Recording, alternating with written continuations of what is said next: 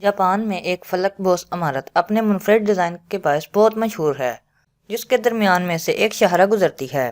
Get tower Osaka شہر میں واقع ہے، جسے 1992 میں مکمل کیا گیا تھا۔ جدید تعمیر کا شاہکار اس عمارت کی 16 منزلیں ہیں اور یہ تقریباً 71 میٹر یعنی 233 فیٹ بلند ہے۔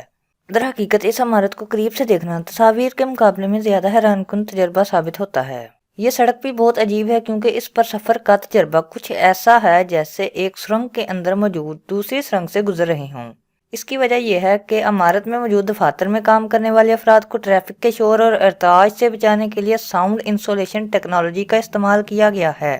اس سے زیادہ دلچسپ بات یہ ہے کہ عمارت کی ان منزلوں سے لفٹ گزر کر اوپر جاتی ہے۔ عمارت سے ہینشن ایکسپریس وے نامی سڑک کو گزارنے کی وجہ بھی بہت دلچسپ ہے۔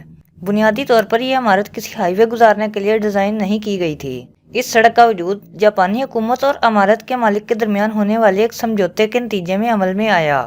اس زمین کا مالک یہاں لکڑی اور کوئلہ پروسیس کرنے والی کمپنی چلاتا تھا، اور جب علاقے میں ترقیاتی کام شروع ہوا تو اس کی جانب سے عمارت کی تعمیر کے نئے پرمٹ کے لیے درخواست دی گئی۔